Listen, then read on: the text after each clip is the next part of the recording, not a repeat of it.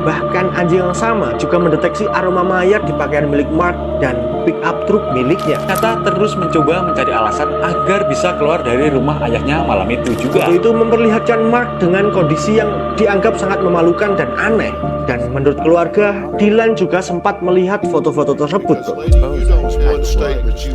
Jadi kali ini kita akan membahas kasus yang menimpa bocah berusia 13 tahun, tepatnya di Colorado 2012 lalu, yang baru terpecahkan 5 tahun kemudian. Jadi, selama bertahun-tahun, kasus ini dianggap sebagai misteri anak hilang biasa, bro.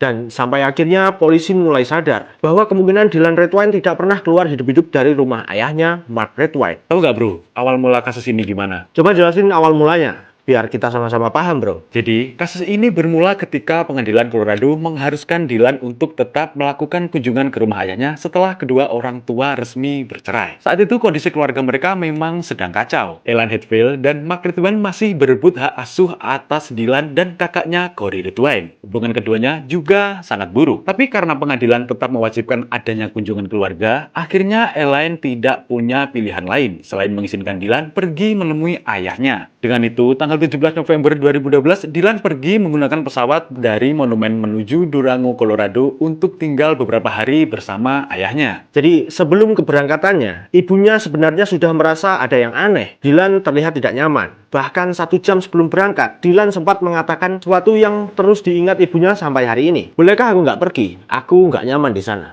Tapi saat itu, Elaine merasa dirinya tidak punya pilihan. Karena keputusan pengadilan sudah ditentukan. Dan Dylan akhirnya tetap pergi ke rumah ayahnya. Nggak ada yang sadar kalau itu akan jadi terakhir kalinya Dylan terlihat hidup. Dan hubungan Dylan dengan ayahnya memang sudah lama tidak baik, bro. Bahkan beberapa orang terdekat mengatakan kalau Dylan menganggap Mark lebih seperti orang asing daripada ayahnya sendiri. Dan sepanjang perjalanan menuju rumah Mark di Durango, Dylan terus mencoba mencari alasan agar tidak perlu tinggal di sana. Dia bahkan sempat meminta izin untuk menginap di rumah temannya saja yang ada di Durango. Tapi permintaan itu langsung ditolak mentah-mentah oleh Mark. Mark langsung marah dan membentak Dylan agar berhenti memikirkan hal-hal bodoh. Dari sini, suasana mulai terasa nggak nyaman. Karena Dylan terlihat benar-benar tidak ingin berada di rumah ayahnya malam itu. Lalu sesampainya di rumah itu, bro, Dylan langsung merasa tidak nyaman. Rumah milik Mark Redwine berada di daerah pegunungan Vallecito, Colorado. Tempatnya benar-benar terpencil. Di sekitar rumah itu cuma ada pepohonan, jalan kecil, dan hutan. Bahkan tetangga terdekat pun jaraknya cukup jauh. Warga sekitar membenarkan, ketika malam itu tiba, suasananya benar-benar sunyi dan gelap. Dan di rumah itulah Dylan menghabiskan malam terakhirnya. Nah, disinilah puncak kebrutalan ayahnya terjadi, bro. Jadi gini, bro, nggak ada aktivitas berarti malam itu. Dylan hanya berada di rumah ayahnya sambil beberapa kali memainkan ponselnya dan menghubungi teman-temannya di Durango, bro. Dari beberapa pesan yang kemudian diketahui penyidik, Dylan ternyata terus mencoba mencari alasan agar bisa keluar dari rumah ayahnya malam itu juga. Dia bahkan sempat meminta izin kepada salah satu temannya untuk menginap di rumah mereka. Dan temannya mengatakan Dylan boleh datang kamar saja, kalau memang ingin pergi dari rumahnya. Tapi sayangnya, hal itu kembali diketahui oleh Mark Redwine. Dan Mark langsung meminta Dylan tetap tinggal di rumah malam itu. Dari sini suasana mulai terasa semakin aneh. Karena menurut beberapa orang terdekat, Dylan terlihat seperti sedang menunggu waktu agar bisa pergi dari rumah itu. Dan malam itu menjadi malam terakhir Dylan Redwine terlihat hidup. Lalu keesokan paginya, pada tanggal 19 Desember 2012, sekitar pukul 6 pagi, Dylan harusnya bertemu dengan temannya. Tapi Dylan nggak pernah datang. Temannya mencoba menghubungi Dylan berkali-kali. Awalnya mereka mengira Dylan hanya tertidur atau mungkin sedang dimarahi ayahnya. Tapi beberapa jam kemudian, semuanya berubah menjadi kepanikan ketika Mark Redwine akhirnya menghubungi polisi dan mengatakan bahwa Dylan hilang dari rumahnya. Tapi bro, menurut pengakuan Mark saat itu, dia pergi keluar rumah sekitar pukul 7 pagi untuk menjalankan beberapa urusan dan meninggalkan Dylan sendirian di rumah. Namun ketika dirinya kembali sekitar pukul 11 siang, Dylan sudah tidak ada. Mark mengatakan kemungkinan Dylan kabur dari rumah karena kesal atau ingin menemui temannya. Tapi cerita itu langsung terasa janggal, karena ketika rumah diperiksa, seluruh barang milik Dylan masih berada di sana. Jaketnya tertinggal, tasnya tertinggal, bahkan Dylan juga tidak membawa perlengkapan apapun untuk pergi jauh. Pada saat itu, Colorado sedang sangat dingin, dan area sekitar rumah Mark bukan tempat aman untuk anak 13 tahun berjalan sendirian. Jadi sebenarnya polisi sudah merasakan kejanggalan dari cerita Mark. Tapi meski begitu, polisi tetap mulai pencarian besar-besaran nih. Relawan mulai berdatangan, tim penyelamat diterjunkan, anjing pelacak dan helikopter mulai menyisir area pegunungan Vallecito, Colorado. Dan wajah Dylan mulai muncul di berbagai berita nasional. Dengan itu, perlahan kasus ini mulai menarik perhatian publik Amerika. Karena kehilangan Dylan terasa sangat aneh. Beberapa hari pencarian itu berlangsung, nggak ada hasil sama sekali. Nggak ada jejak kaki, nggak ada saksi mata, nggak ada aktivitas dari ponsel Dylan. Seolah Dylan menghilang begitu saja di tengah pegunungan Colorado. Nah, di sini bro, arah penyelidikan mulai berubah. Karena anjing kadaver yang digunakan polisi mulai memberikan reaksi mencurigakan di rumah Mark Redwine. Anjing tersebut beberapa kali bereaksi di area ruang tamu rumah Mark. Bahkan anjing yang sama juga mendeteksi aroma mayat di pakaian milik Mark dan pick-up truk miliknya. Dari sini polisi mulai percaya bahwa Dylan kemungkinan besar tidak pernah keluar hidup-hidup dari rumah itu. Nah sebenarnya bro, ketika rumah Mark diperiksa lebih dalam, polisi menemukan bercak darah merah di beberapa titik ruang tamu.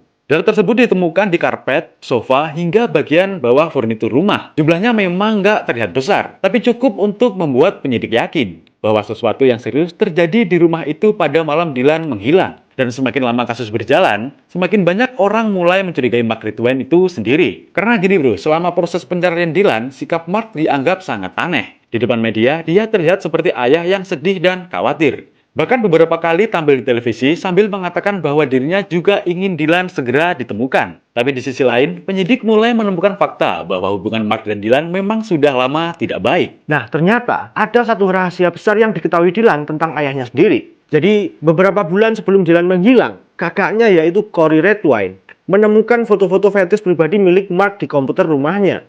Foto itu memperlihatkan Mark dengan kondisi yang dianggap sangat memalukan dan aneh. Dan menurut keluarga, Dylan juga sempat melihat foto-foto tersebut, bro. Nah, sejak saat itu hubungan Dylan dan ayahnya berubah total. Dylan mulai merasa jijik dan kehilangan rasa hormat terhadap Mark. Bahkan ya, menurut beberapa orang terdekat, Dylan beberapa kali membahas foto tersebut dan merasa sangat tidak nyaman berada di dekat ayahnya sendiri.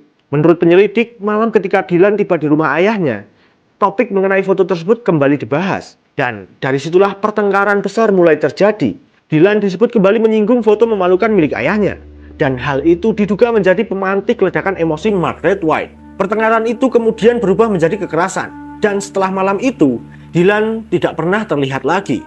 Tapi selama berbulan-bulan, polisi masih belum bisa menangkap Mark karena mereka belum menemukan tubuh Dylan secara utuh. Sampai akhirnya pada Juni 2013, seorang pendaki menemukan tulang manusia di area Middle Mountain, Colorado. Lokasinya berada beberapa kilometer dari rumah Mark Redwine. Dan setelah dilakukan tes DNA, hasilnya dipastikan bahwa tulang tersebut adalah milik Dylan Redwine. Penemuan itu langsung mengubah kasus hilangnya Dylan menjadi kasus pembunuhan, bro. Namun karena kondisi tubuh Dylan saat ditemukan sudah sangat rusak karena cuaca dan hewan liar, hal itu membuat penyidik kesulitan menentukan bagaimana sebenarnya Dylan dibunuh. Sampai akhirnya, beberapa tahun kemudian, tengkorak Dylan berhasil ditemukan terpisah dari bagian tubuh lainnya. Dan hasil pemeriksaan forensik menemukan adanya luka akibat benturan benda tumpul di bagian kepala Dylan. Artinya, Dylan tidak mati karena tersesat, tidak mati karena hipotermia, dan bukan karena serangan hewan liar. Dylan Redwine dibunuh, dan seluruh bukti perlahan mulai mengarah kepada satu orang. Jadi, selama hampir 5 tahun, Mark Redwine terus menyangkal semua tuduhan. Dia berkali-kali mengatakan bahwa dirinya tidak pernah menyakiti Dylan.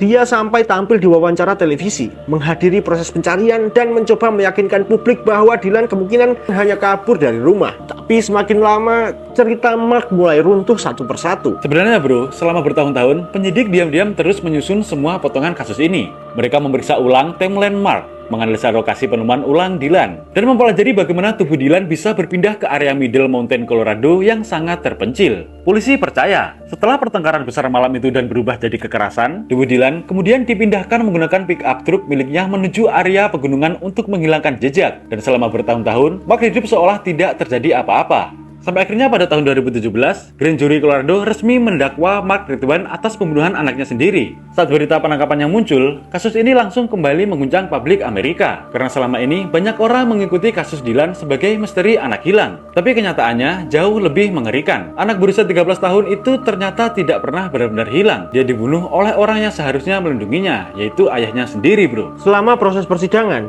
jaksa mulai memperlihatkan semua bukti yang selama ini dikumpulkan polisi. Mereka menjelaskan bagaimana bagaimana hubungan Mark dan Dylan memburuk setelah Dylan mengetahui rahasia memalukan ayahnya, dan bagaimana Dylan merasa jijik dan takut terhadap ayahnya, dan bagaimana malam terakhir itu kemungkinan berubah menjadi ledakan emosi yang brutal. Ahli forensik juga menjelaskan bahwa luka pada tengkorak Dylan menunjukkan adanya kekerasan parah sebelum kematiannya. Sementara pihak pembela terus mencoba mengatakan bahwa tidak ada saksi mata yang melihat Mark membunuh Dylan secara langsung.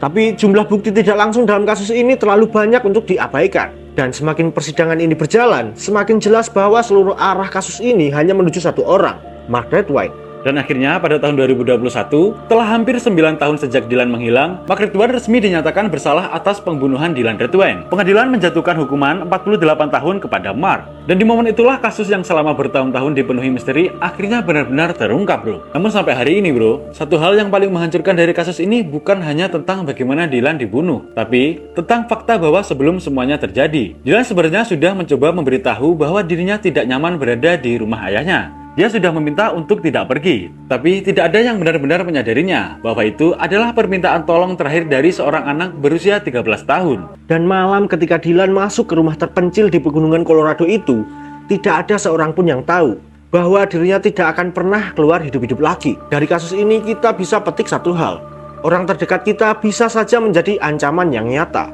Aku El. Dan aku Gimo, sampai jumpa di konten selanjutnya.